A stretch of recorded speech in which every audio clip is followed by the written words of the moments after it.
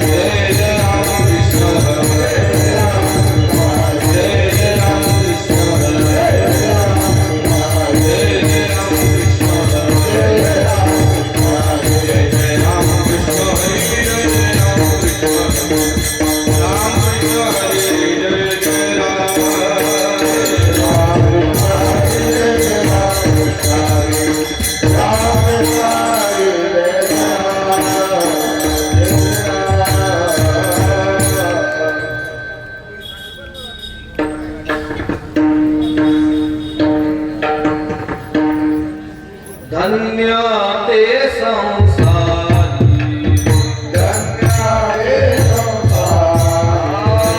धन्य ते संसारी धन्य ते संसारी दयावंत जे अंतरी दयावंत जे अंतरी दयावंत जे अंतरी दयावंत जे अंतरी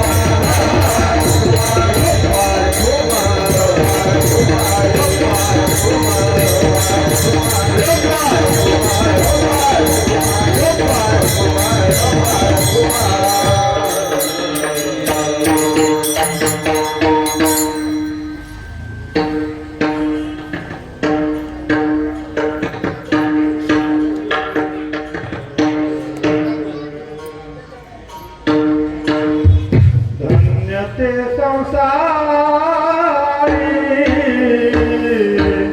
धन्य ते संसारी धन्य ते संसारी धन्य ते संसारी धन्य ते संसारी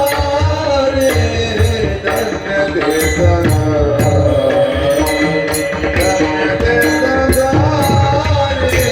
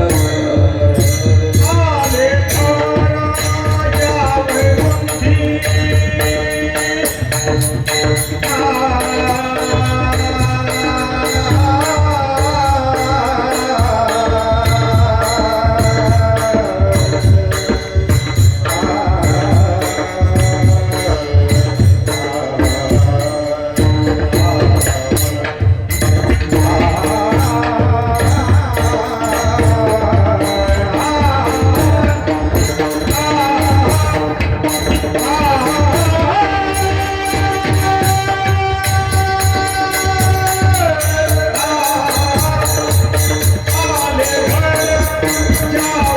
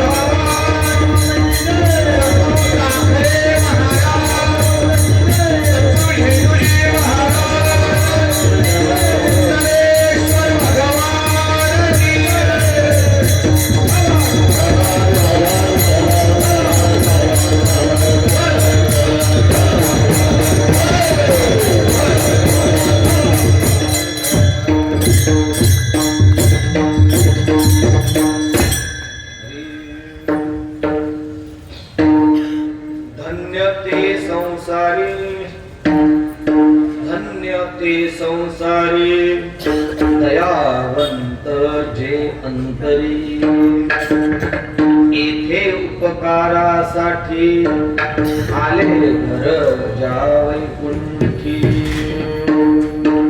लटिके वचन नाही देही उदासीन येथे उपकारासाठी आले घर जावई कुंठी मधुरावाणी होटी तुका म्हणे वाव कोटी येथे उपकारासाठी आले घर जावई कुंठी पांडुरंगा करो प्रथमा पांडुरंगा करो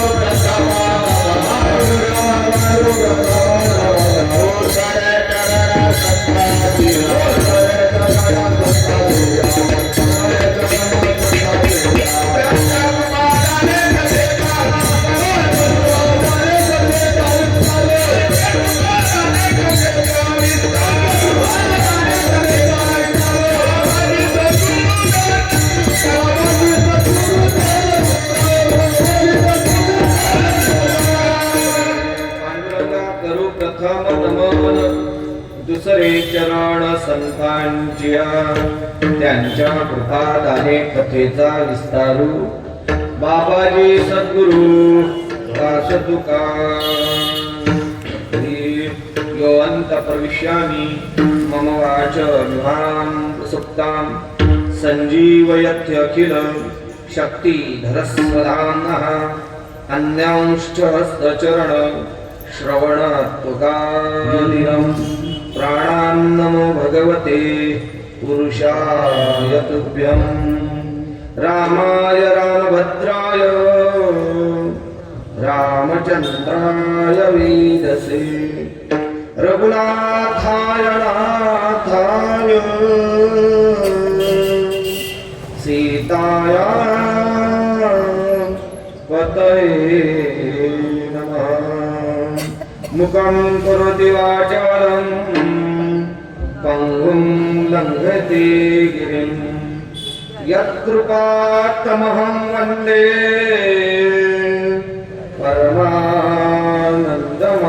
परमानन्दमाधवम् मस्तक हे पायावरी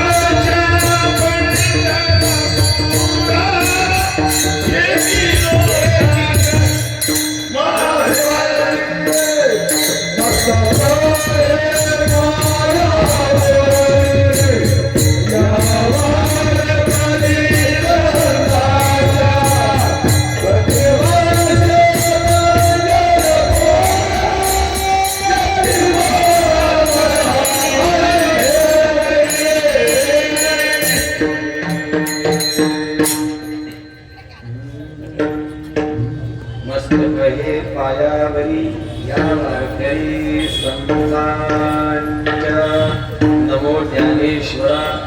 नमो ज्ञानेश्वरा निवृत्ती उदारा सोपान देवा मुक्ताबाई नमो त्रिभुवन पावनी आद्यत्रय जननी देवांची विठ्ठल विठ्ठल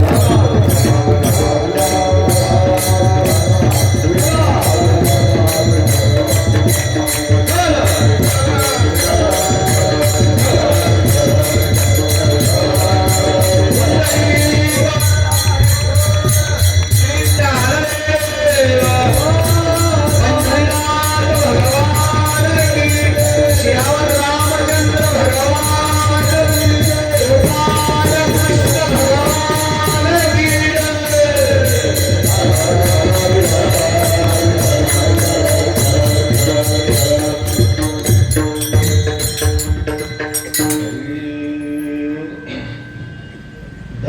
ते संसारी, धन्य ते संसारी, दयावंत जे अंतरी, येथे उपकारासाठी आले घर जा वैकुंठी. प्रस्तुत प्राप्त स्थळी प्राप्त प्रसंगी भगवंताच्या चरणारविंदी ही कीर्तन रूपी सेवा समर्पित करण्यासाठी घेतलेला अभंग जगद्गुरु श्री तुकोबारायांचा असून या अभंगाच्या माध्यमातून जगद्गुरु श्री तुकोबाराय संतांचा कार्यता अवच्छेदक धर्माच्या माध्यमातून परिचय करून देतात. संतांचा परिचय, देवाचा परिचय तीन पद्धतीने केला जातो. कारणतावच्छेदक धर्माच्या माध्यमातून केला जातो, कार्यतावच्छेदक धर्मातून केला जातो आणि स्वरूपावच्छेदक धर्मातून केला जातो. पैकी आजच्या अभंगामध्ये जगद्गुरु श्री तुकोबाराय संतांचा आपल्याला परिचय करून देतात आणि तो परिचय कार्यतावच्छेदक धर्माच्या माध्यमातून करून देत आहेत. मानवी जीवनाच्या अंतिम कल्याणासाठी, हितासाठी, उद्धारासाठी एकमेव सर्वतोपरी सर्वश्रेष्ठ अशा स्वरूपाचं जर कोणतं साधन असेल तर ते आहे संतांची शरणागती. संतांच्या शरणागती शिवाय आपल्याला देवही कळत नाही, नामाचं महात्म्यही कळत नाही, कथाही कळत नाही, शास्त्राचं गुह्य तत्वज्ञानही कळत नाही. जे आपल्या उद्धारासाठी, आपल्या कल्याणासाठी एकमेव जे सर्वतोपरी शरण्य म्हणून जीवन जर कोणतं असेल तर ते संत जीवन आहे. तदनुषंगाने जर आपण चिंतन केलं तर या माध्यमातून संतांच्या विषयीचं ज्ञान होणं, अर्थात संतांच्या कार्याच्या विषयी, संतांच्या स्वरूपाच्या विषयी आपल्याला ज्ञान होणं हे अतिशय महत्वाचं. जर संतांच्या कार्यांच्या विषयी, संतांच्या स्वरूपाच्या विषयी जर आपल्याला ज्ञान नाही झालं तर महाराज आपली फसगत होण्याची दाट शक्यता. संताच्या ऐवजी असंताच्या चरणावरती आपण लोटांगण घालू. म्हणून लक्षणाची सिद्धी फार महत्वाची आहे. शास्त्रामध्ये त्याला म्हणतात नाही प्रतिज्ञा मात्रेण वस्तुसिद्धी, लक्षण प्रमाणाभ्याम वस्तुसिद्धी. लक्षणाची आणि प्रमाणाची सिद्धता ज्या ठिकाणी होत असते त्या ठिकाणी त्या व्यक्तीच्या ठिकाणी महत्व राहतं. ज्याच्या ठिकाणी लक्षण नाही, ज्याच्या ठिकाणी प्रमाणाची सिद्धता नाही, त्याला शास्त्राने महात्म्य दिलेलं नाही. म्हणून ज्यांच्या चरणावरती आपल्याला नतमस्तक व्हायचं आहे, आचार जीवन, भाव जीवन आणि विचार जीवन या तीनही जीवनांच्या दृष्टिकोनातून जे जीवन सर्वतोपरी आहे, निर्दुष्ट अशा स्वरूपाचं आहे, असं जर कोणतं जीवन असेल तर ते आहे संतांचं जीवन. म्हणून त्या संतांचा परिचय तुकोबाराय करून देतात. किंवा हे संत आहेत कसे तर ते संत आहेत धन्य. धन्य ते संसारी, म्हणजे संसारी धन्य नाही, लक्ष घ्या. म्हणजे एक परिच्छेद जो केला जातो तो सप्तमी विभक्तीच्या माध्यमातून आणि एक परिचय केला जातो द्वितीय विभक्तीच्या माध्यमातून.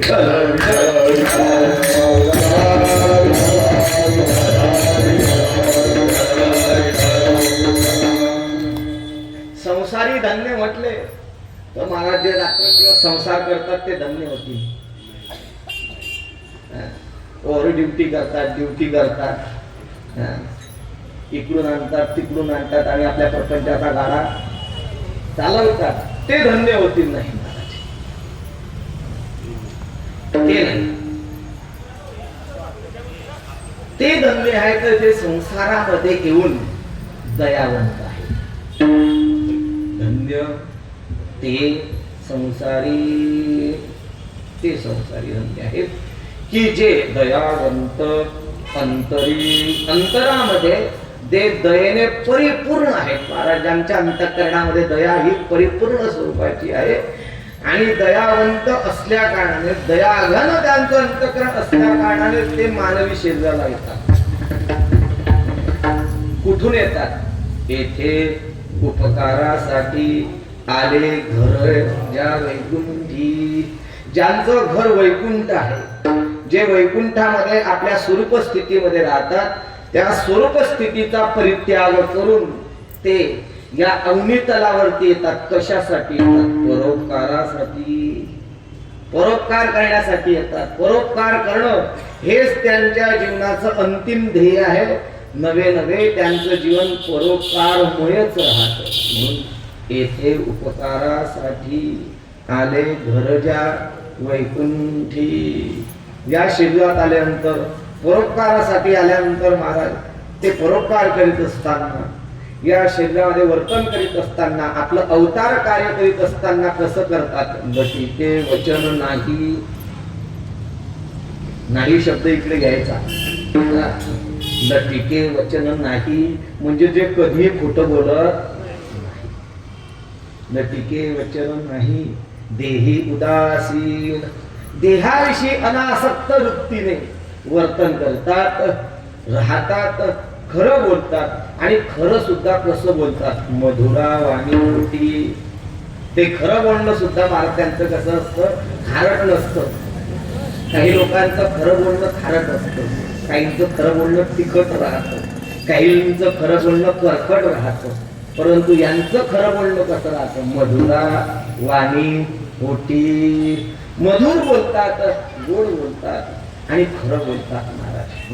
आणि एवढं नव्हे तर या जगतातील सर्व जीवजंतूंच्या विषयी त्यांच्या अंतःकरणामध्ये वाव असतो, म्हणजे जागा असते, त्यांच्यासाठीच येतात. म्हणून तुका म्हणे वाघ पोटी असे असलेले जे संत आहेत ते संत परोपकार करण्यासाठी वैकुंठावरून या अग्नी तलावरती अवतीर्ण होत असतात. येथे उपकारासाठी आले घर ज्या वैकुंठी. विठ्ठल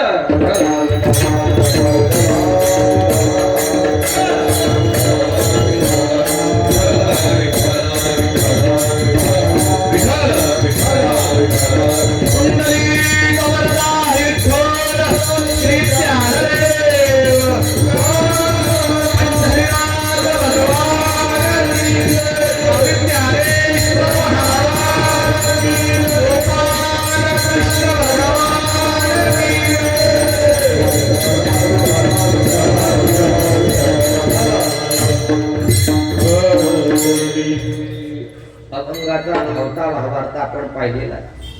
आता उर्वरित तासाभराच्या कालावधीमध्ये भगवंत ज्या रीतीने बुद्धीला चालना देतील, संत ज्या रीतीने बुद्धीला प्रेरणा देतील, त्या रीतीने या अभंगाचं काहीसं चिंतन करण्याचा प्रयत्न करूया. तत्पूर्वी त्या आपला असलेला जो कार्यक्रम आहे त्या कार्यक्रमाच्या विषयीचा परिहार देणं हे वक्त्याचं आद्य कर्तव्य असल्या कारणाने त्या नियमाला अनुसरून तसं सांगण्याची काही गरज नाही. कारण आज जवळजवळ आपल्या सप्ताहाचा कितवा दिवस आहे? चौथा दिवस आहे. म्हणजे वरचे 3 चौथा दिवस आहे. सगळ्यांना या ठिकाणचं असलेलं प्रवृत्ती निमित्ताच्या विषयीचं जरी ज्ञान असलं तरी करणं, त्याच्याविषयीचा परिहार देणं हे महत्वाचं आहे. तर या ठिकाणी थोरा मोठ्यांच्या पादस्पर्शाने पुनीत झालेली आपली जळगाव नगरी महाराज.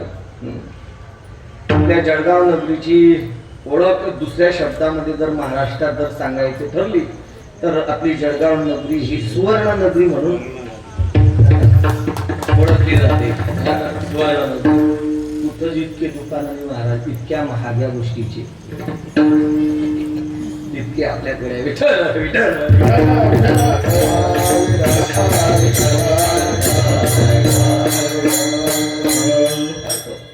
वैभव आहे महाराज, आपल्या परिसराचं वैभव आहे.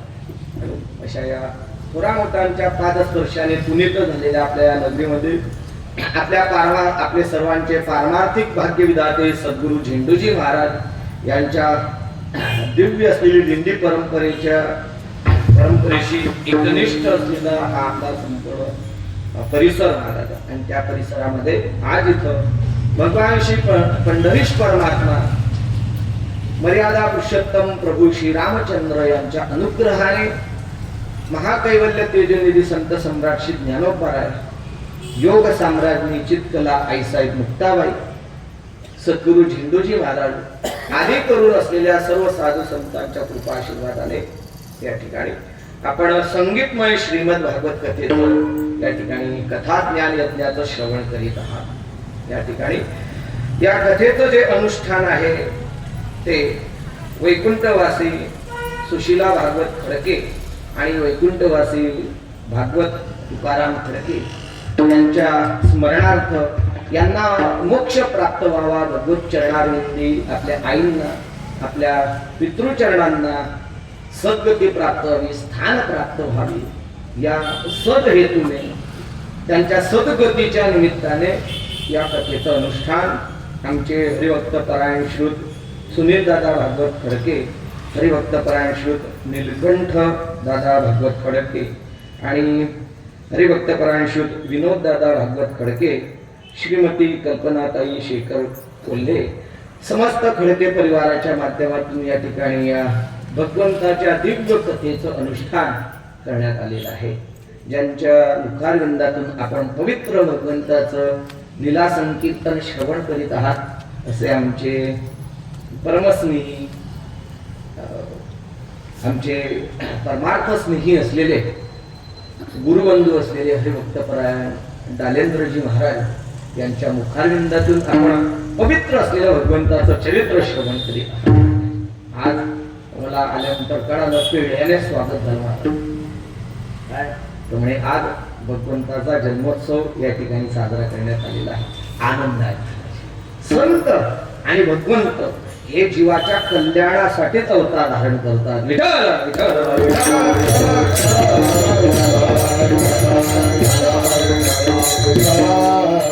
त्यातही संत आणि भगवंत दोघांच्या जन्माच्या संबंधाने जर चिंतन करायचं ठरलं तर ज्यांचा दिव्य जन्म आहे तो भगवंत।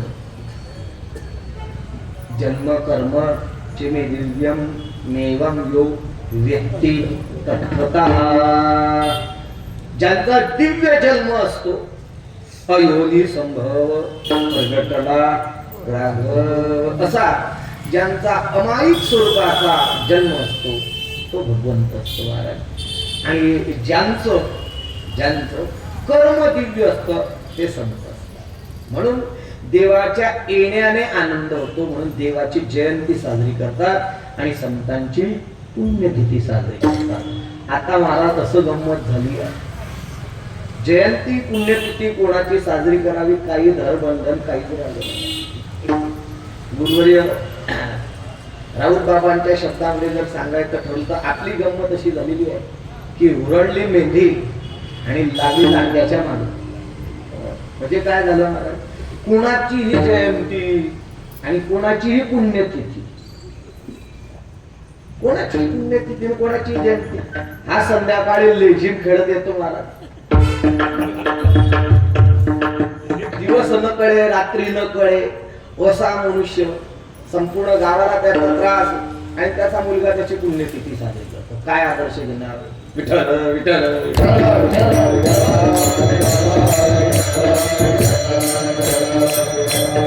म्हणून या गोष्टीची मर्यादा आपण सांभाळायला पाहिजे। ज्याचा दिव्य जन्म आहे त्याची जयंती त्याचा जन्मोत्सव साजरा केला जातो आणि ज्यांचं दिव्य कर्म आहे पुरस्कार संपन्नता ज्या कर्माच्या ठिकाणी आहे, ज्या जीवनाच्या ठिकाणी आहे, आदर्श व्यक्तिमत्व चारित्र्य संपन्न जे जीवन आहे त्यांची पुण्यतिथी संतांची पुण्यतिथी साजरी केली जात असते। आज योगायोग शेगावीचे गजानन महाराजांचा आजचा प्रगट दिनाचा उत्सव आपण संपूर्ण महाराष्ट्रभर साजरे करत आहात। त्यामुळे संतांचा अनुलक्षण अभंग घेतलेला आहे। विठ्ठल विठ्ठल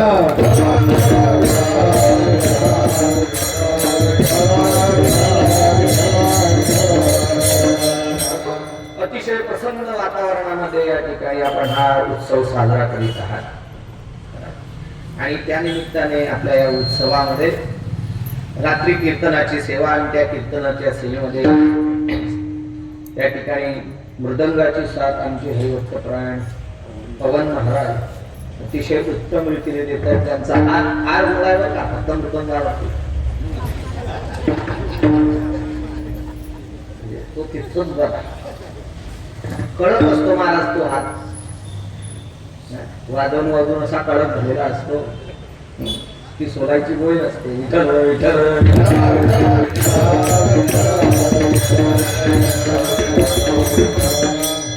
आणि रात्री कीर्तनासाठी आपल्या संगीताची साथ करण्यासाठी या ठिकाणी आमचे हरिभक्तपरायण निवृत्ती दादा आहेत उपस्थित. त्यानंतर कृष्णा दादा आहेत. निवृत्ती मला दोघं निवृत्ती म्हणजे आता निवृत्तीच घ्यायची. आमचे आदरणीय दिलीप महाराज या ठिकाणी उपस्थित आहेत. आणि त्यानंतर आमची संपूर्ण श्रीराम भजनी मंडळ, श्रीराम मंदिर भजनी मंडळ आसोदा या ठिकाणची आमची सगळी परिचयाची मंडळी आहे. आणि जर उपस्थित असलेले आपण सर्व आणि खडके परिवार आपल्या सर्वांच्या चरणावरती अत्यंत विनम्र भावाने नतमस्तक होतो आणि आपल्या चिंतनाच्या सेवेकडे वळतो. विठ्ठल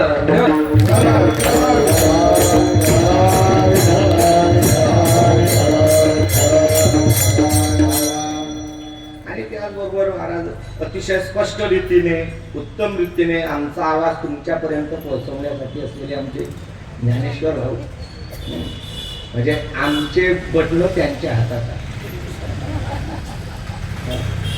कुठं वाढवायचा कुठं कमी करायचा हे सगळं त्यांच्या हातात आहे. उत्तम रीतीने आवाजाचं ध्वनीचं नियोजन आमचे ज्ञानेश्वर भाऊ करीत आहेत. असो चिंतनासाठी कीर्तनासाठी घेतलेला अभंग जगद्गुरु तुकोबारा यांचा सून तुकोबारा या अभंगातून संतांचा कार्यता अवच्छेदक धर्मातून आपल्याला परिचय करून देतात. मी मगाशी आपल्याला हे सांगितलं त्यांना जरा सांगा लहान मुलांना किलबिल परिवार आपला विठ्ठल विठ्ठल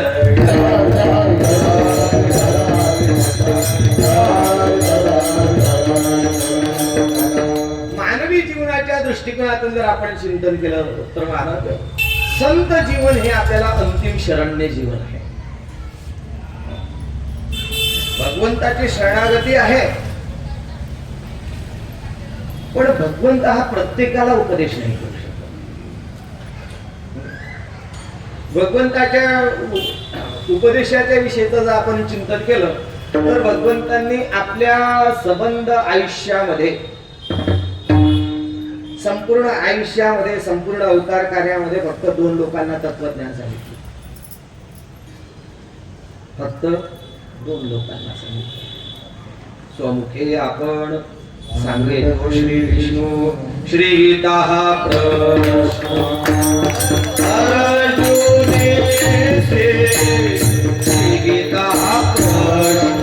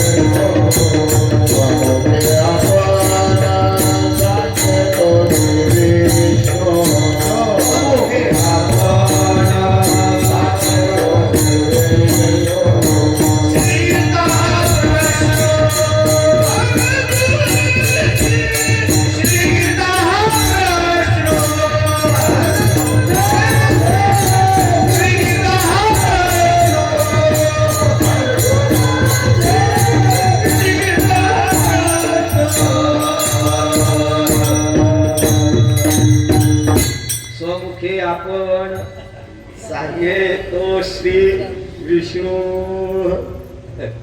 सामान्य नाही महाराज, फार अवघड पिठलं कुठं जाईल काही सांगायला.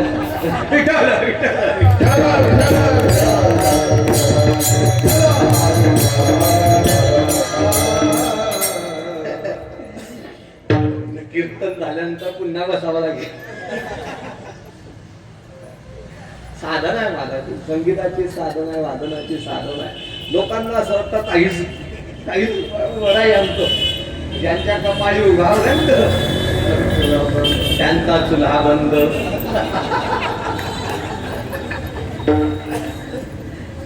लोकांना असं वाटतं फारच सोपा आहे, पण तुम्ही एकदा येऊन बघा. नाही, खरोखर येऊनच बघा.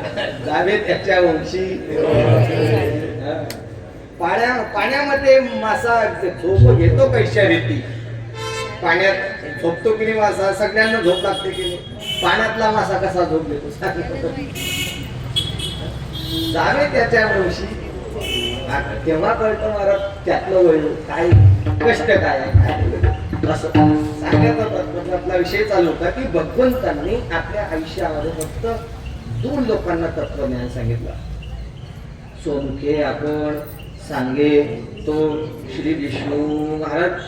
गंमत अशी आहे की भगवंताच्या बाबत आपण जर चिंतन केलं तर ज्ञानपारायण वर्णन करतात. जेन संगे बंधू थोडी बंधरासी. भाऊला सांगत नाही महाराज भगवंत. ठीक आहे, काही गोष्टी भावाला सुद्धा सांगता येत नाही, सांगतच नाहीत महाराज. जमीन खरेदी करायची आहे, इकडच्या जरा प्लॉट खरेदी करायची आहे. मला तुम्ही सांगा, भावाला फोन जातो का साल्याला फोन जातो?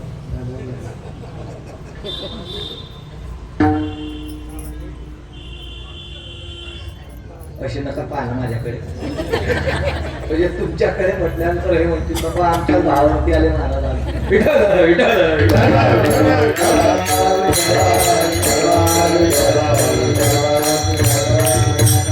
काही गोष्टी भावाला सुद्धा सांगत, काही गोष्टी जन संगे पिता वसुदेवासी माता देवकीसी, आई वडिलांना सुद्धा काही गोष्टी सांगता येत नाही, सांगितल्या जात नाही. ठीक आहे, भावाला सांगता येत नाही, आई वडिलांना सांगता येत नाही. तर महाराज कुठलीही गोष्ट आपली अर्धांगिनी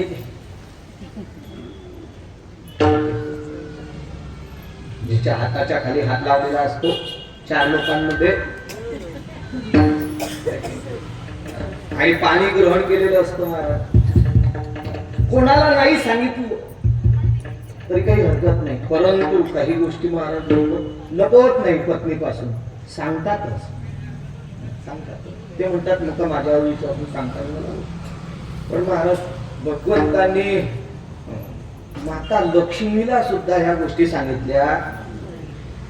बघा, तू ज्ञानाचा संवाद फक्त तुम्हाला भगवान शिवाने माता पार्वतीमध्ये झालेला दिसतो, लक्ष्मी मातेमध्ये आणि भगवंतामध्ये झालेला दिसत. देवी लक्ष्मी एवढी जवळी परी तेही न देखी या प्रेमाची भीख. एवढी जवळी काय महाराज, इतकी जवळी काय की भगवंताचे पाय कोणाच्या हातात? तुकोबाराय तिला विनंती करतात, माता लक्ष्मीला विनंती करतात, पाय लक्ष्मीचे हाती दिसी यावे ठाकुरती वेगी आणा तो हरी मद दिनाते तरी.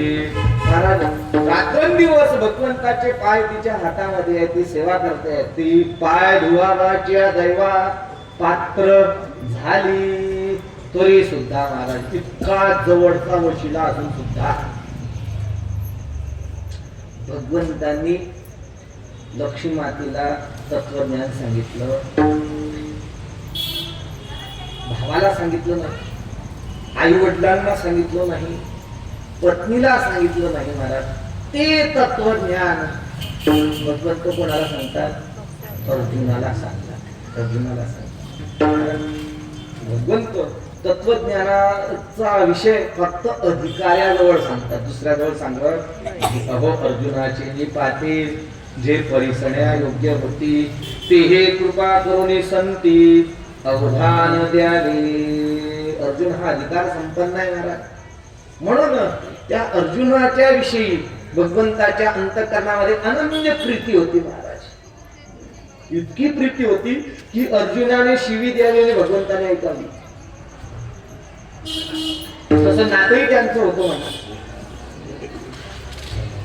नातं कोणतं होतं? आणि तुम्ही बघा व्यवहारामध्ये सुद्धा सालाबाईच्या नात्यामध्ये किती उच्च दर्जाचे किती कशी फेकतात केली जात असते फार मर्यादा नसते मला ते म्हणतात आले फिरायला विठ्ठल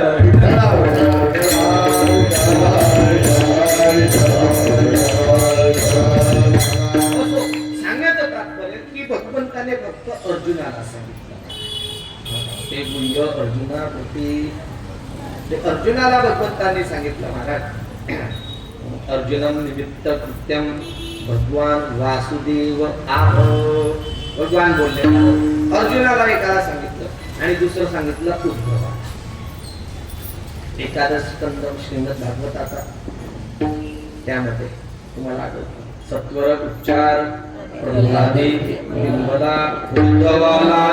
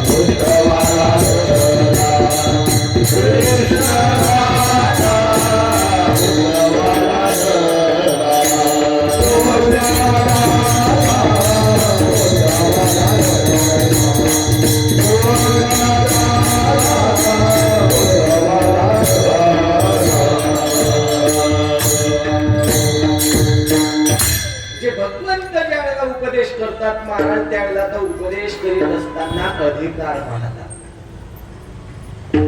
अधिकारानुसार उपदेश केला जातो संतांच्या दृष्टिकोनातून जर आपण चिंतन केलं तर संत महाराज उपदेशाच्या वेळेला ज्या वेळेला सामान्य स्वरूपाचा उपदेश केला जातो त्यावेळेला मेघवृष्टीने करावा उपदेश मेघ म्हणजे काय पाऊस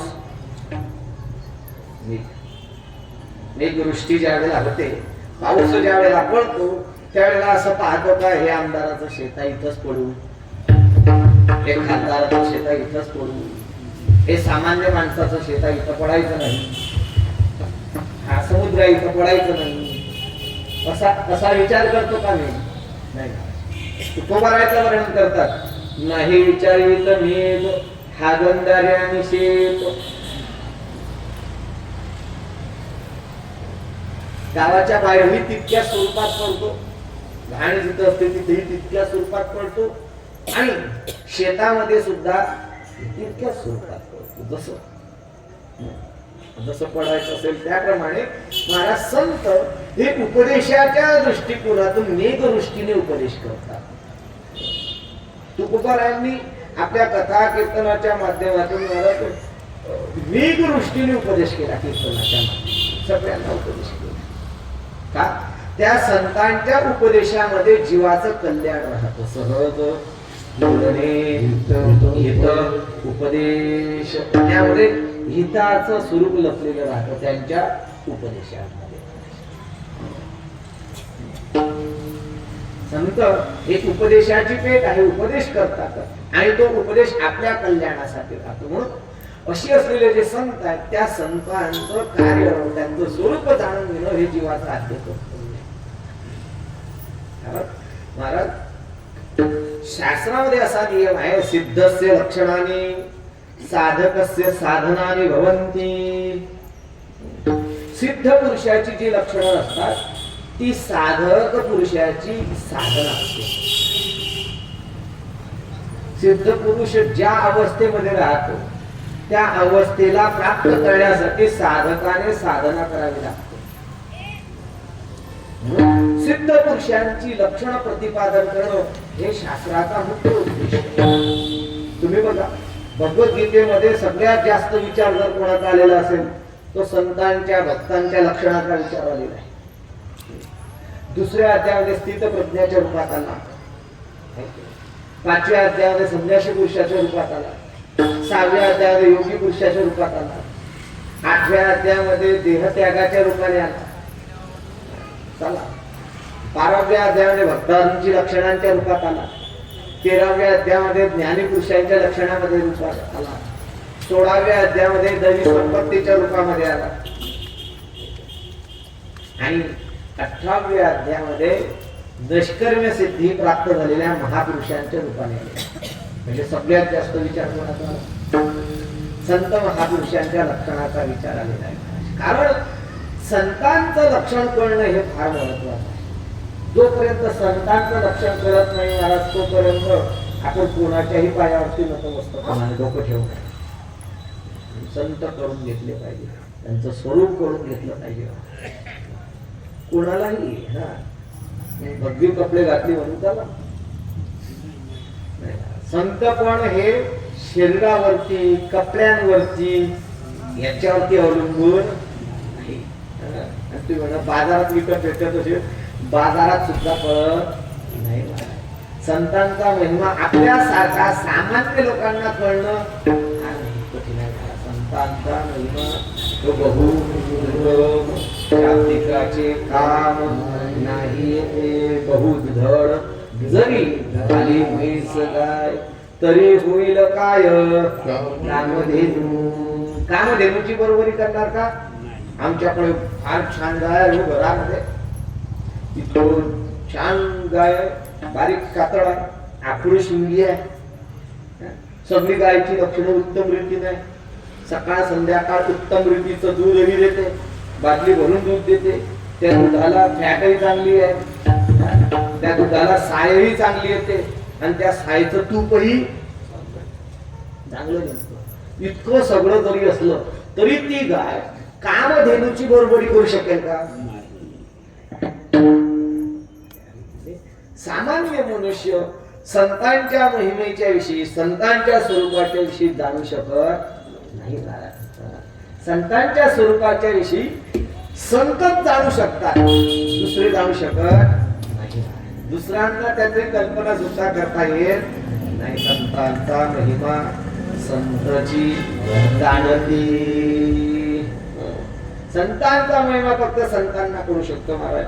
म्हणून तुकोबारांच्या माध्यमातून संतांच्या लक्षणाचा परिचय करायचा अभंगाच्या पहिल्या चरणात. ते संसारी धन्य ते संसारी धन्य ते संसारी धन्य ते संसारी धन्य ते संसारी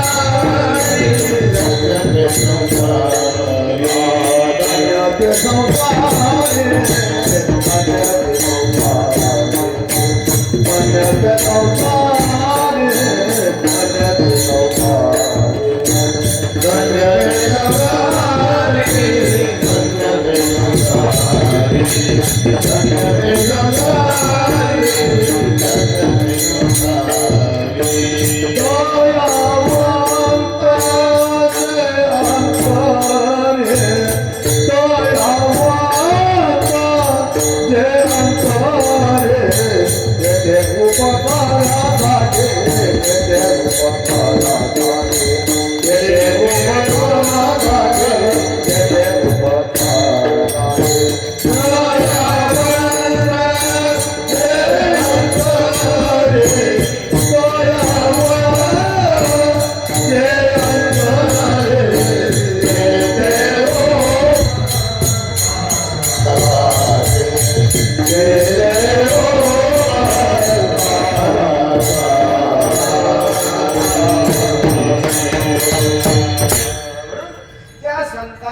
परिचय होणं हे आपल्या दृष्टिकोनातून फार महत्त्वाचं आहे. प्रत्येक गोष्टीचं मी उपोद्घातामध्ये याविषयीचं वर्णन केलं की प्रत्येक गोष्टीचं लक्षण कळणं फार महत्त्वाचं आहे. जोपर्यंत लक्षण कळत नाही तोपर्यंत फसगत होण्याची दाट शक्यता आहे. लक्षण तरी का करावं लागतं? तर महाराज शास्त्रामध्ये लक्षणाचं सुद्धा लक्षण सांगितलेलं आहे. लक्षणाचं सुद्धा लक्षण आहे. लक्षणाचं प्रयोजन काय? अन्य अन्य व्यावृत्तीर लक्षणस्य प्रयोजनम, अन्याची व्यावृत्ती व्हायला पाहिजे आणि उद्देशाचं एकमेव अचूक ज्ञान होण्यासाठी लक्षण केलं जातं. लक्षण कशासाठी केलं जातं? अचूक ज्ञान होण्यासाठी. लक्षण माहित नसेल तर अचूक ज्ञान होत. म्हणून शास्त्राने लक्षणाचं सुद्धा लक्षण केलं महाराज. फक्त श्लोक सांगून केलं जातं. लक्षणाचं लक्षण करीत असताना वृत्ती प्रभाकर त्या लक्षणाचं लक्षण सांगतात. अव्याप्ती, अतिव्याप्ती, असंभव, एतत् दोषत्रय रहितम, असाधारण धर्मो लक्षणः. हे त्या लक्षणाचं सुद्धा काय आहे? लक्षण आहे. म्हणून संत जर आपल्याला ओळखायचे असतील, संतांचं जर स्वरूप करून घ्यायचं असेल तर ते संतांच्या शब्दातून ओळखलं जातं, दुसऱ्यांच्या शब्दातून ओळखलं जात. आपण त्याचं मूल्यांकन करू शकत नाही, आपल्याला त्याचं महत्व कळत नाही. संतांच्या माध्यमातून ते पाहायचं. संत जगद्गुरु तुकोबाराय आपल्याला आज सांगतायत की बाबा हे जे संत आहेत ते संत कसे आहेत? धन्य आहेत. धन्य धन्य ते संसारी. धन्य कोणाला म्हणावं? आपली गंमत अशी आहे महाराज, आपण कोणालाही धन्य म्हणतो. थोडं भरपूर काम करताना दिसला धन्य बाबा तिची काय काम करतो, आपण कोणालाही धन्यता देतो. आळंदी पंढरपूरच्या वारीला जातो. आळंदी पंढरपूरच्या वारीला गेल्यानंतर आंघोळ वगैरे केल्यानंतर ते वासुदेव येतात आपल्या कपाळावरती. आपण 5 रुपये 10 रुपये त्यांना दक्षिणा देतो आणि दक्षिणा देता बरोबर ते काय म्हणतात? धन्य माता पिता. तुकोबारायांच्या स्वभावाचं जर आपण चिंतन केलं तर तुकोबाराय इतकं सामान्य स्वरूपातून चिंतन नाही करणारे महाराज. तुकोबाराय हे परखड स्वरूपाचे. तुकोबाराय कोणाच्याही चरणारवंदी नतमस्तक होणार नाही आणि कोणालाही संत म्हणून उपाधी देणार आणि कोणालाही धन्यता प्रदान करणार नाही. कारण तुकोबाराय हे परीक्षक आहे महाराज. तुका म्हणे मज कळते चाचणी, बडबडीची वाणी अथवा सत्य. तुकोबाराय त्यातले परीक्षक होते. ते जाणत होते संत कोण आहे आणि असंत कोण आहे. हा खरा संत आहे का बाह्य वेश धारण केलेला संत आहे हे त्यांना कळत होतं. हा संत आहे का तंबाखू सोडणारा हे त्यांना कळत होतं. म्हणून सगळे बंद करून ठेवले. संत याबाबत तुकोबारायांचं मत स्पष्ट आहे. स्पष्ट मत आहे. स्पष्ट मत आहे. म्हणून तुकोबाराय कोणालाही धन्यता देणार नाही. जे संत आहेत त्यांना. म्हणून ते संत कसे आहेत? धन्य आहे.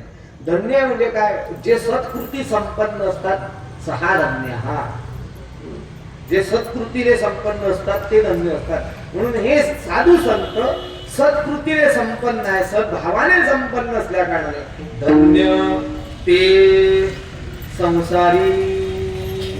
संसारामध्ये आल्यानंतर ते धन्य आहेत. कोण? दयावंत. जे अंतरी दयावंत आहे. जे अंतःकरणामध्ये दयावान आहे. मग मला तुम्ही सांगा दया कुठे राहते? दया सीआयडीतला नाही बरं का. दया दया हा अंतःकरणाचा धर्म आहे.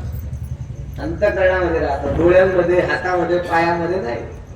दया हा जो धर्म आहे तो अंतःकरणाचा ठिकाणी राहणारा धर्म आहे. विठ्ठल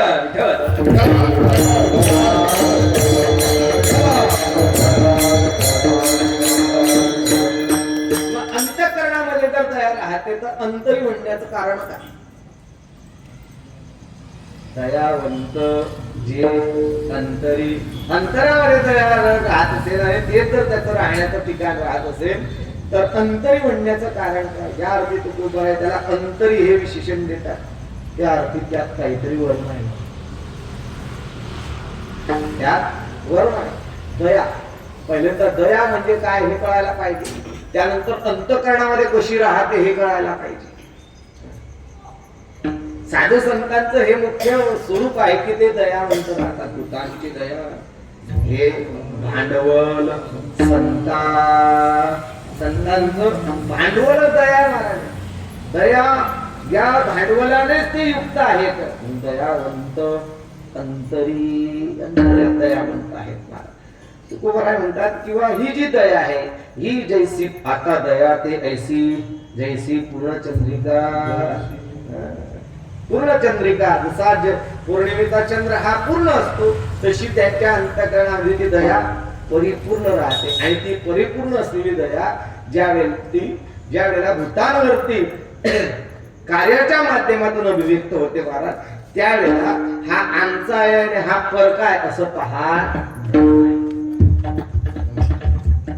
सगळ्यांवरती ती दया सारखी राहते. त्याच्यामध्ये भेद राहत नाही. दया करणे जे पुत्रासी तेची दास आणि दासी. महाराज आपल्या पुत्रावरती जितकं प्रेम असेल तितकं आपल्या घरामध्ये काम करणारा सालगड्यावरती राहतो. त्याच्यामध्ये भेद. दया दया हा भाव असा आहे की जो अंतःकरणामध्ये राहत असणारा भाव आहे. म्हणून अंतःकरणामध्ये काहींचे दयेचं स्वरूप असं राहतं महाराज. 4 प्रकार शास्त्रामध्ये सांगितले आहे. मी भजन करा म्हणून सांगतो तुम्हाला.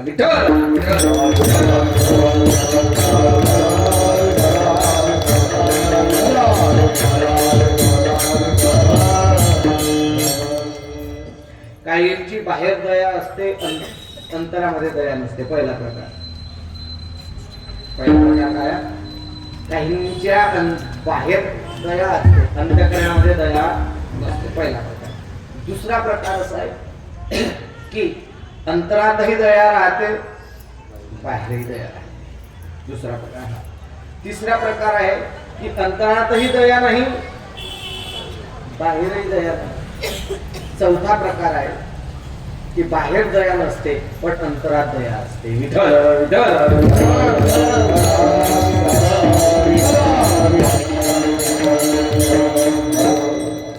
चार प्रकार सांगितले तुम्हाला. काहींच्या बाहेर दया दिसते परंतु अंतःकरणामध्ये दया नसते. हे जे कसाई लोक आहेत हे कसाई लोक त्या पशूंचं पालन करतात. त्यांना पाणी पाजतात, त्यांना खाऊ घालतात, चारा टाकतात, त्यांचं शेण वगैरे सगळं काढतात. ते पाहिल्यानंतर आपल्याला वाटतं वा काय सेवा करतात वा पशूंची. त्यांच्या मनामध्ये यांच्या अंतःकरणामध्ये या पशूंच्या विषयी किती दया व्हावा. खरोखर दया व्हावा. त्या पशूंचं पालन त्या पशूंचं पोषण कुठपर्यंत करतात जोपर्यंत सुरी खाली येत नाही. म्हणजे बाहेर दया आहे, बाहेर दया दाखवतायत पण अंतरामध्ये दया आहे का? अंतरामध्ये दया हा पहिला प्रकार. दुसरा प्रकार आहे की बाहेरही दया नाही आणि आतही दया नाही. जे खळ लोक राहतात, जे आतताई लोक राहतात, जे हिंस राक्षसी प्रवृत्तीचे जे लोक राहतात महाराज, त्यांच्या वर्तनामध्येही दया नसते आणि आतही दया नसते. एखादा दस्यू आहे, एखादा डाकू आहे, घरी चोरी करण्यासाठी तो चोरी करतो. चोरी केल्यानंतर ते द्रव्यही लुटतो महाराज. आणि द्रव्य लुटल्यानंतर हे लोक हा व्यक्ती पोलिसांना सांगेल, लोकांना सांगेल म्हणून जाता जाता त्यांचाही घात करतो. बाहेरही दया नाही आणि आतही दया नाही. दुसरा प्रकार. तिसरा प्रकार आहे काही लोकांच्या आतही दया राहते आणि बाहेरही दया. आतही दया आहे आणि बाहेरही दया आहे. चौथा प्रकार आहे की बाहेर दया नसते पण आत दया असते. बाहेर दया नसते पण आत दया असते. आईच्या विषयी, आईच्या अंतःकरणात आपल्या मुलाच्या विषयी बघा. तो जर उशिरा उठत असेल तर ती आई प्रसन्न झाले त्या मुलाला काळीने मारते, उठवते, उठ झोपलास काय, शाळेत जायचं, बाहेरचे लोक पाहणार होतात, ही आई आहे का कोण आहे? आपला मुलगा जर बाहेर उन्हामध्ये खेळत असेल आणि खेळता खेळता जर वेळ झालेला असेल, दुपार झालेली असेल, जेवण करण्याचा राहिलेला असेल, तर ती आई काय म्हणते, बाळ्या उन्हात काय मरतू आहे, काय म्हणते, उन्हात काय मरतू आहे, सावलीत मर. आता खरोखर मर असा त्याचा अर्थ असतो का?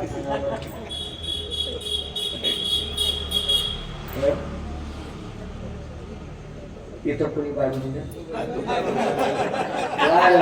विठ्ठल विठ्ठल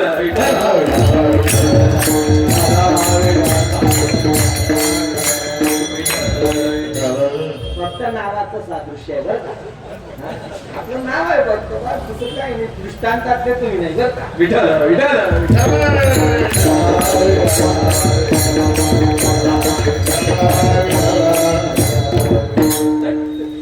ती आई त्या मुलाला सांगते, बाळ्या उन्हात काय वाटतं, म्हणजे सावलीत येऊन मरावा असा त्याचा अर्थ असतो का सांगा. कोणत्या आईला आपला मुलगा मरावा असं वाटतं? उलट आपल्या मुलाच्या रक्षणासाठी, आपल्या मुलाच्या कल्याणासाठी जी रात्रंदिवस कष्ट सोसते तिचं नाव काय आहे?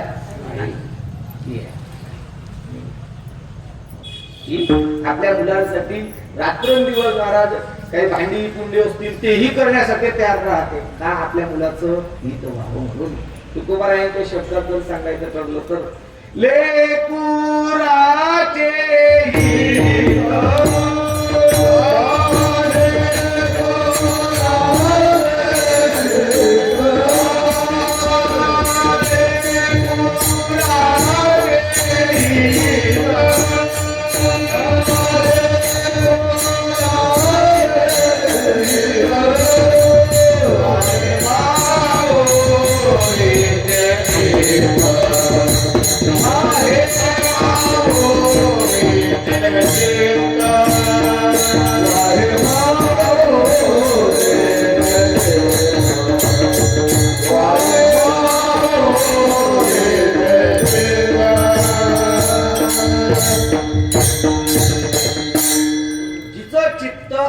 लेकराच्या हितासाठी सतत कार्यरत राहत तिचं नाव आहे आई.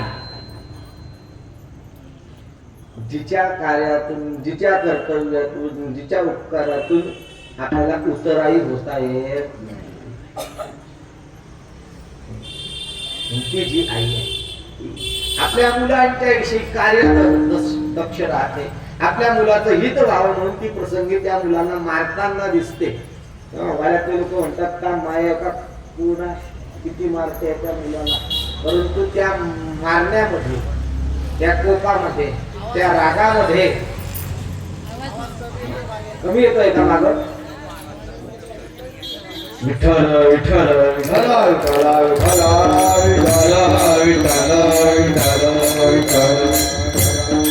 त्या मारण्यामध्ये, त्या कोपामध्ये, त्या रागवण्यामध्ये त्या मुलाचं हित संगीत राहत, त्या मुलाचं कल्याण राहत, त्याचं जीवन चांगलं जगावं हा त्या मागचा उद्देश असतो. म्हणून बाहेरच्या दृष्टिकोनातून जर तुम्ही पाहिलं तर महाराज त्या आईच्या वागण्यामध्ये दया दिसते का? बोलत जा. आईच्या वागण्यामध्ये दया दिसते नाही, परंतु अंतःकरणात काय राहते? दया.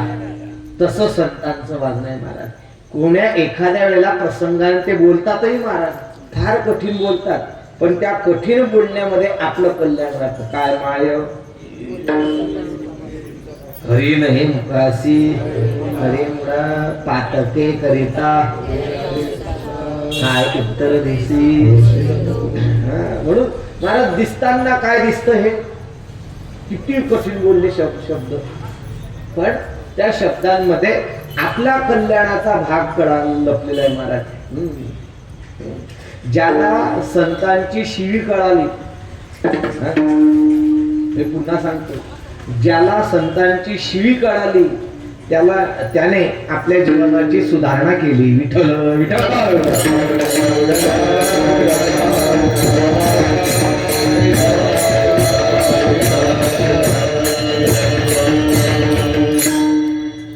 म्हणून आईच्या अंतःकरणामध्ये जरी कोप, आपल्या बाह्य दृष्टीने कोप दिसत असला महाराज, तरी अंतःकरणामध्ये दया राहते. त्याप्रमाणे संतांचा आहे महाराज. म्हणून संत, साधू संतांच्या अंतःकरणामध्ये ही दया आहे. आणि ती दया असल्या कारणाने त्या दयेचं स्वरूप असं आहे की जी भूत, म्हणजे जे लोक या दुःखामध्ये लोळलेले दिसतात, त्या दुःखातून त्यांना बाहेर काढण्यासाठी त्यांच्या अंतःकरणामध्ये जो भाव व्यक्त होतो त्याचं नाव आहे दया. त्याचं नाव काय? दया. दुःखाने पीडित झालेले जे लोक आहेत त्या लोकांना दुःखातून बाहेर काढण्यासाठी ते कार्य प्रवृत्त होतात. हे दयेचं स्वरूप आहे महाराज. पूर्वीचे कीर्तनकार एक दृष्टांत सांगायचे. एक महात्मा नदीवरती स्नान करण्यासाठी गेला. तर स्नान करण्यासाठी गेल्यानंतर तिथं स्नान वगैरे झालं, संध्या करण्यासाठी बसणार इतक्यात त्या जलाच्या प्रवाहामध्ये त्यांचं लक्ष गेलं की एक विंचू त्या पाण्याच्या प्रवाहामध्ये पडलेला आहे. आता तो पाण्याच्या प्रवाहामध्ये पडलेला आहे, त्या ठिकाणी गटांगला काढतोय तो. आता काही अर्धमेला झालेला. जर आपण याला बाहेर काढलं नाही तर हा विंचू मरून जाणार. म्हणून ते साधू काय करत, त्याच्या खालून हात लावत आणि त्याला वर काढण्याचा प्रयत्न करत. तो विंचू काय करणार, तो हात खाली घालता वर डंक मारत होता. आता डंक मारता बरोबर असंख्य वेदना होत नाही, तरी सुद्धा एकदा नाही, दोनदा नाही, तीनदा, चारदा झालं मारत. एक माणूस हे दृश्य पाहतच होता. तो म्हणाला, हो बुवा साधू बुवा, सोडा म्हणे त्याला. तुम्ही त्या विंचवाला बाहेर काढण्याचा प्रयत्न करताय, पण तो विंचू त्याचा स्वभाव सोडत नाही. नांगी मारल्याशिवाय राहत नाही.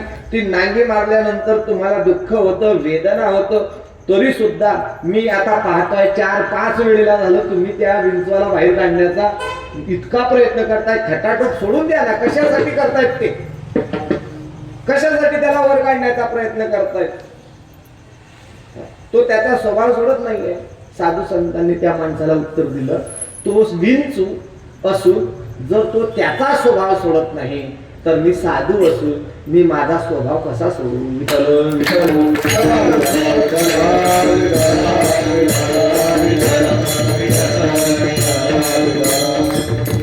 डंक मारणे हा जर त्याचा स्वभाव आहे, तो जर तो सोडत नाही, तर दया करणे, परोपकार करणे हा माझा स्वभाव आहे, हा मी कसा काय सोडू? ही संतांच्या अंतःकरणामध्ये असलेली दया आहे महाराज. आणि हे दयेचं स्वरूप जे असतं ते सर्वांवरती सारखं असतं. हा या वर्णाचा आहे, हा या जातीचा आहे, हा त्या जातीचा आहे, हा या भागातला आहे, तो त्या भागातला आहे, असं काय सगळ्यांसाठी राहत. जसं संतांचं वाङ्मय सगळ्यांसाठी आहे की ज्ञानेश्वरी पुण्या एका व्यक्तीसाठी आहे का? सगळ्यांसाठी आहे महाराज. तुकोबरायांचा गाथा सगळ्यांसाठी आहे. नाथ महाराजांचं भागवत सगळ्यांसाठी आहे महाराज. म्हणून ही संतांच्या अंतःकरणामध्ये दया असल्या कारणाने महाराज पहिल्यांदा आठवण जर कोणाची झालेली असतील संतांना तर ती खडांची झाली. जे खडांची तया सत्कर्मी रती वाटो भूतापदस्वरे गुणो मैत्र जीवांची. ज्या खडांनी त्यांना त्रास दिला महाराज, पण त्या त्रासाच्या विषयीचं कुठं वर्णन दिसतं का तुम्हाला ज्ञानेश्वरीमध्ये? लिहिलेलं दिसतं का मला तुम्ही सांगा? तुकोबारायांच्या गाथामध्ये दिसतं? नाथ महाराजांच्या भागवतामध्ये दिसतं का? नाही महाराज. ते याच्या पलीकडे होते. संतांचा हा स्वभावच आहे की लोकांवरती उपकार करणे, दया त्यांच्याविषयी, त्यांच्या अंतःकरणामध्ये राहणं महाराज.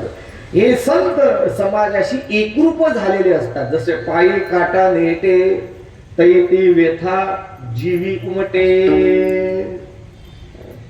पायाला काटा टुसता महाराज, तर पायाला काटा टुसतावर डोळ्यातून अश्रू येतो. पायाला काटा टुसतावर डोळ्यातून अश्रू येतो. पाय खाली, डोळा वरच्या बाजूला. काटा कुठं टुसला? पायाला, अश्रू कुठून आला? डोळ्यातून. काय संबंध?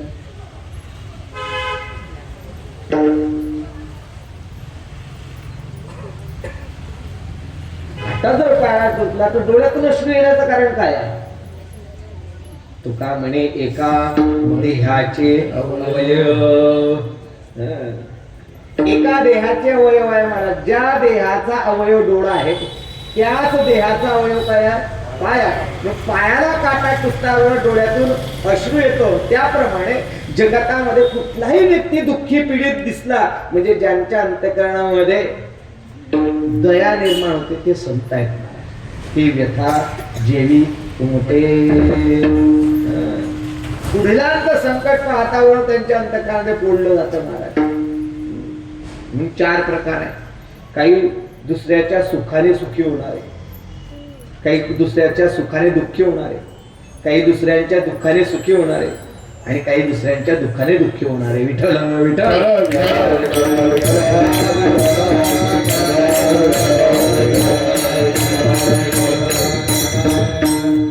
म्हणून संत हे दुसऱ्याच्या सुखाने सुखी होणारे आहे महाराज आणि दुसऱ्याच्या दुःखाने दुःखी होणारे आहे. तुका म्हणे सुख पराविया सुखे, अमृत हे मुखे श्रवणवतसे. सत्य बोले मुखे, दुखवी अनेकांच्या दुःखे, हेची विष्णूची महापूजा, आन भाव नाही तुझा. हे संतांचं स्वरूप असल्या कारणाने दया हे त्यांचं मुख्य भांडवल आहे आणि त्या अंतःकरणातून दया असल्या कारणाने ते महाराज या मृत्यू लोकांमध्ये शरीर धारण करून येतात. कुठून येतात? अभंगाचं दुसरं येथे उपकारसाठी,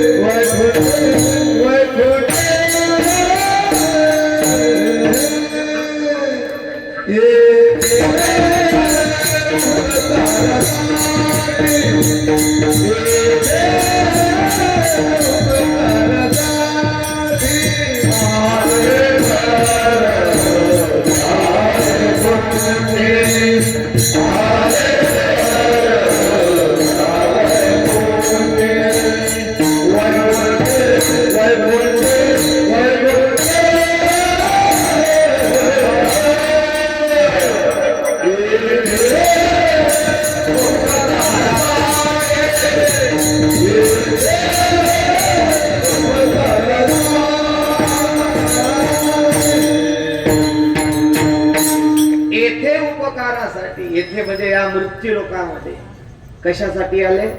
उपकार करण्यासाठी आले. कोणावरती? आपल्यावरती. आपल्यावरती उपकार. त्यांचे उपकार इतके आहे की आपण वर्णन करू शकत नाही महाराज. काय वानू आता संतांचे उपकार मज निरंतर. Bye.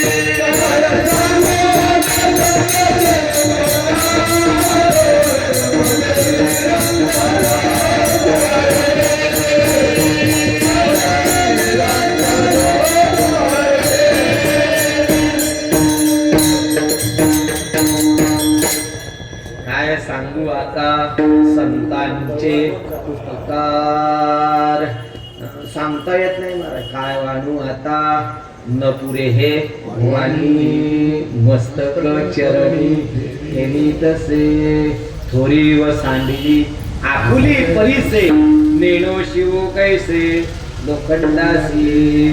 संतांच्या उपकाराचं आपण वर्णन करू शकत नाही महाराज. इतके उपकार आहे आपल्यावरती. लौकिक उपकार नाहीये, अलौकिक उपकार आहे महाराज. आणि हे उपकार करण्यासाठी त्यांचं असलेलं जे घर ज्याला म्हणतात वैकुंठ, त्या आपल्या घरातून म्हणजे वैकुंठातून ते या ठिकाणी येत असतात.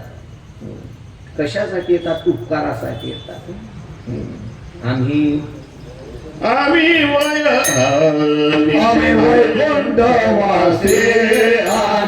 वासी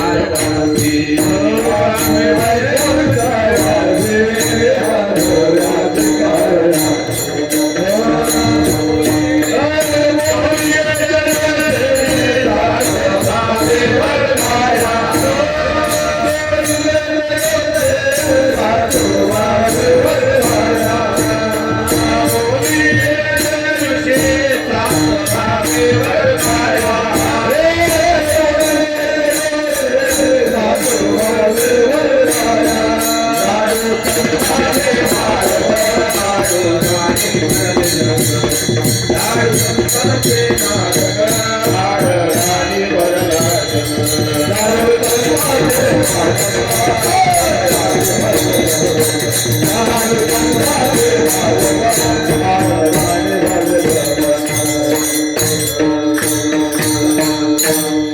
वैकुंठ वासी आम्ही वैकुंठवासी आलो याची कारणासी. महाराज संत वैकुंठातून खाली येतात आणि आपण वैकुंठात जातो. लिहितात की नाही लोक? वैकुंठवासी काही स्वर्गवासी लिहितात, काही कैलासवासी लिहितात, काही साकेत निवासी लिहितात, काही गोलोक धामवासी लिहितात. नेमके कोणते वासी? तिकडून काही फोन येतो का? वैकुंठ या शब्दाचा अर्थ आहे वैकुंठ म्हणजे स्वरूप स्थिती. जी स्वरूप स्थिती आहे त्या स्वरूप स्थितीचा परित्याग करून ते आपल्या स्वेच्छेने अवतार धारण करतात. लक्ष घ्या, आपल्यामध्ये भगवंतामध्ये आणि संतांमध्ये फरक आहे.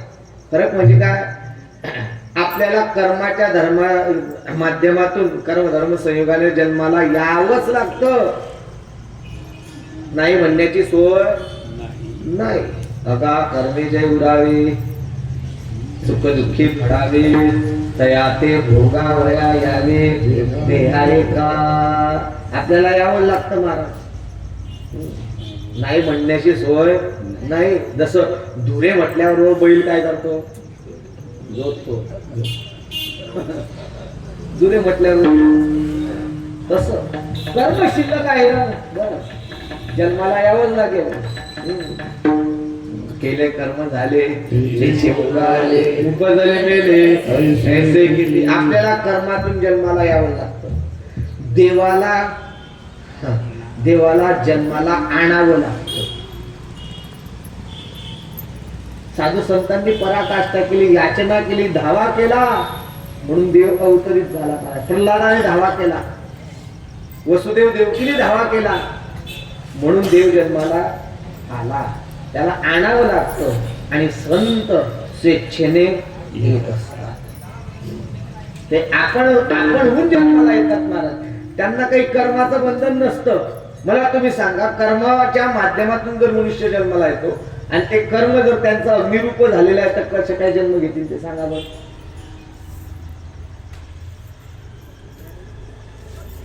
तुका म्हणे आम्ही झालो अग्निरूप लागोने दे पाप पुण्याला.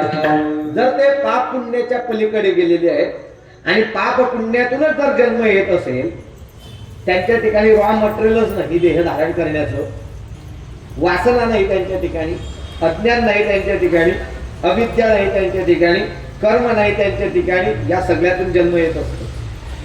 जन्माला कारणीभूत असलेली जी काही कारण आहेत ती कारण संतांच्या बाबत लागू पडत नाही. तरी सुद्धा संत अवतार धारण करतात. येथे आपणहून येतात महाराज. ते आलो शब्द काय वापरला? आलो. आम्हाला यायचं होतं म्हणून आलो. स्वेच्छेने येतात. येथे उपकारासाठी आलं घरच्या वैकुंठी. महाराज ब्रह्मसूत्रामध्ये एक सूत्र आहे, अधिकारिकाणाम.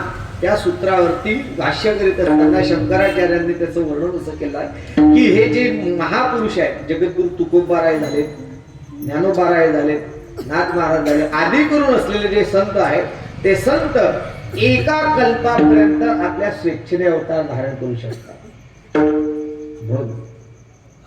घर ज्या वैकुंठी, आमचं घर असलेले जे वैकुंठ आहे तिथून आम्ही या ठिकाणी आमच्या स्वेच्छेने अवतार धारण करतो. आणि आल्यानंतर या जगतामध्ये कार्य करीत असताना त्यांची वाणी कशी असते, त्यांचं स्वरूप काय असतं ते अभंगाच्या तिसऱ्या लटिके वाचा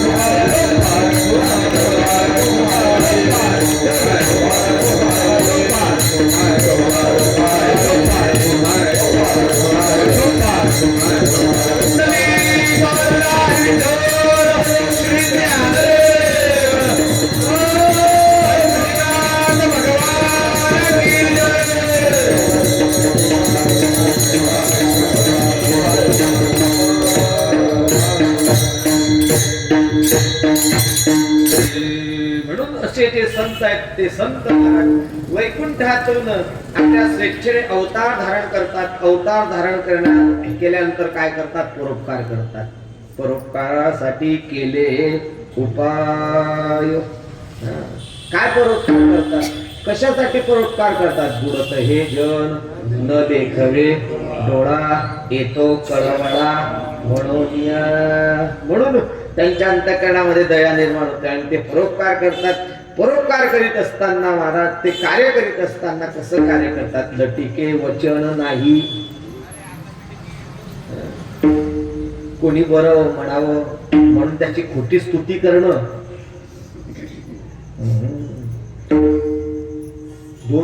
दोन गोष्टी फार कठीण आहे महाराज. नरस्तुती आणि कथेचा विकार. नराची स्तुती कोणी देत आहे म्हणून त्याची स्तुती करायची. काहींचं कीर्तन महाराज अर्धा तास ज्याने ठेवलं त्याच्यावरतीच चालतात.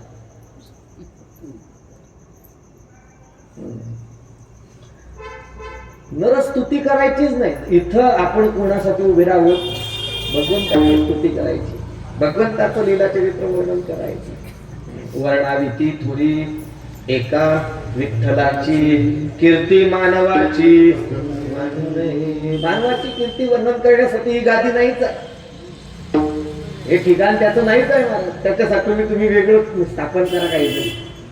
इथं फक्त भगवंताचं चरित्र आणि संतांचं चरित्र सांगितलं गेलं पाहिजे, दुसरं सांगता कामा नाही.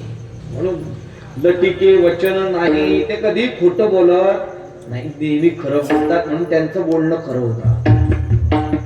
सत्य बोले मुखे, असत्याने सत्याची प्राप्ती होत नाही, सत्याने सत्याची प्राप्ती होते. म्हणून लटिके वचन, लटक कधी बोलत नाहीत महाराज. अजून राहत असताना, अवतार कार्य करीत असताना ते आपल्या देहाच्या विषयी उदासीन राहतात. देही उदासीन, उतमन आसीन म्हणजे उदासीन म्हणजे देहाच्या विषयी त्यांचा ठिकाणी कुठल्याही प्रकारची ममत्व भाव नसतो. आपुली ममता नाही देही, देहाच्या विषयी औदासीन्य भाव राहतो महाराज. भक्त ऐसे जाणा जे देही उदास, गेले आशा पाश निवारणी. देहाच्या विषयी औदासीन्य भाव राहतो. किती उदासीन भाव राहतो महाराज की तो देह काय कुठं आहे याच्याविषयी ते विचार करीत नाही. देह हे जे आहे तो देह कोणत्याही रीतीने, एकदा काय झालं, जनक राजा हे आपल्या गुरूंकडे पाठ श्रवण करण्यासाठी गेले. जनक राजा गुरूंकडे पाठ श्रवण करण्यासाठी गेले आणि गेल्यानंतर महाराज ते गुरुजी त्यांना सांगून पाठ सांगू लागले. बाकीच्या शिष्यांच्या मनामध्ये असा भाव निर्माण झाला की आमचे गुरु राजा आला म्हणून त्याला सांगतात, आम्हाला काही सांगत नाही. म्हणजे राजाच्या विषयी गुरूंच्या मनामध्ये भाव आहे, परंतु आपल्याला सांगत असताना दुसरा भाव आहे. असा भाव कोणाच्या मनात निर्माण झाला? शिष्यमंडळींच्या. शिष्यमंडळींच्या मनामध्ये भाव जो निर्माण झाला महाराज ते गुरूंना कळालं. म्हणजे ठीक आहे, काही हरकत नाही. दुसऱ्या दिवशी पाठ सुरू झाला महाराज. गुरुकुलामध्ये बसले आहेत, समोर राजा जनक बसलेला आहे, इकडे सगळे शिष्यगण बसलेले आहेत. गुरूंनी महाराज आपल्या योग शक्तीने असं जोराचं वादळ सोडलं आणि इतकं जोराचं सोसाट्याचं वादळ सुटलं त्या आश्रमामध्ये. ते वादळ पाहून ते सगळे शिष्य उठून पळू लागले. कोणी आपली लंगोटी जमा करताय, कोणी आपली चाटी जमा करताय, कोणी आपलं दीक्षेचं पात्र जमा करताय. सगळे पळापळ करू लागले महाराज. ठीक आहे, गुरु काही बोलले नाही, पाहून घेतलं. 2 दिवस गेल्यानंतर महाराज पुन्हा गुरूंनी आपल्या योग सामर्थ्याने राजा जनकाच्या नगरीला आग लावली. मी कशासाठी सांगतोय ऐकताय का तुम्ही? कशासाठी सांगतोय? देही उदासीन त्यासाठी सांगतोय. कारण आपल्या योग सामर्थ्याने आग लावली. राजा जनकाच्या त्या राजधानीला आग लागली. आग लागल्यानंतर महाराज काही सैनिक सांगायला आले, राजेसाहेब आपल्या राजधानीला आग लागली. लागू नये म्हणे. राजधानी जळू लागली. थोड्या वेळानं राजमहलापर्यंत आग आली. राजमहल जळू लागला. सैनिक सांगायला आले, राजेसाहेब उठा. बसले काय कीर्तनात. आपल्या राजधानीला नवे तुमच्या राज दरबाराला काय लागली? आग लागली. लागू दे म्हणून. महाराज तिथली आग जळत आश्रमापर्यंत आली. आश्रमापर्यंत येऊन महाराज राजा जनकाचा एक पाय त्या आगीत जळतो आहे आणि राजा जनक श्रवण करतो आहे. विठ्ठल विठ्ठल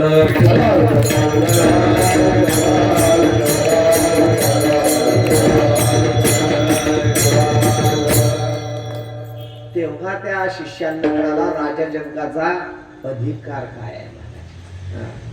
कालच्या दिवशी थोडा वाडा सुटला तर चाट्या लंगोट्या घेण्यासाठी हे पळाले. याचं राज्य जवळताय महाराज. आणि ते राज्य म्हणजे असं थर्मापालचं तयार करेल नाही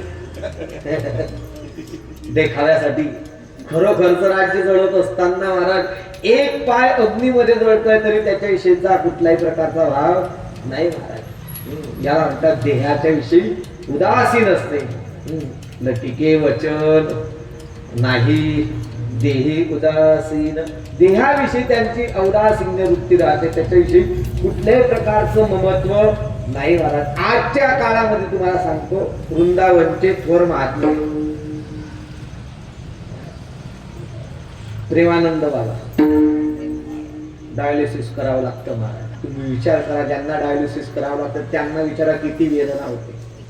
भयंकर वेदना आहे, भयंकर वेदना आहे. तरी सुद्धा महाराज ते आपल्या आसनावरून आजही लोकांना उपदेश करतात. नाही आपल्या देही उदासीन, देहाच्या विषयी उदासीन हे त्या संत महापुरुषांचं अविच्छेदक लक्षण असल्या कारणाने हे जे संत असतात या संतांची वाणी महाराज लोकांच्या अंतःकरणाला शांत करणारी असते, निमवणारी असते आणि त्यांच्या अंतःकरणाने सगळ्यांच्या विषयी करुणा भाव असतो. अभंगाचा शेवटचा चरण. मधुरावाणी ओठे मधुरावाणी ओठे मधुरावाणी ओठे मधुरावाणी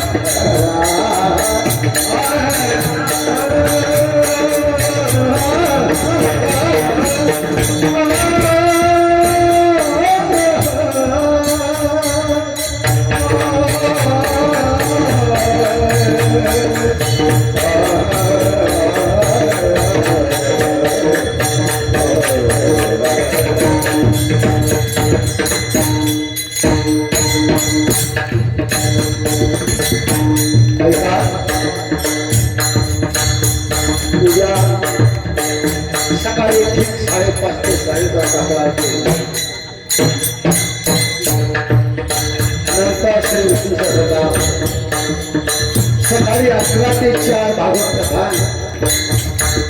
आणि संध्याकाळी 5 ते 6 हरिपाठ.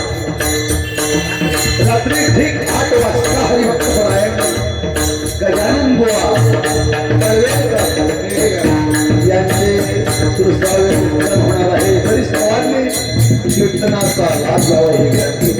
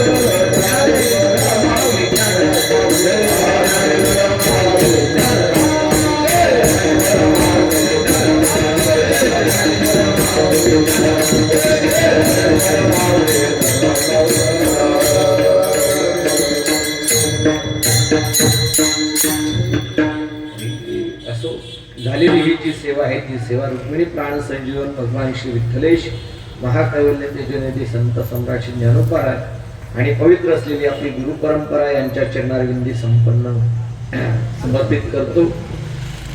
बोलण्याच्या ओघामध्ये जे काही चुकीचे शब्द आलेले असतील ते माझ्या वाणीतील दोष आहे.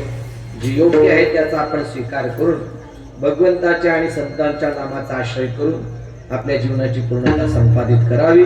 असो ज्यांच्या निमित्ताने ही या ठिकाणी भागवत कथा आयोजित केलेली आहे त्यांना सद्गती प्राप्त होऊ अशी भगवंताच्या चरणामध्ये प्रार्थना करून आपण इथं थांबूया. जय विठ्ठल जय जय विठ्ठल जय विठ्ठल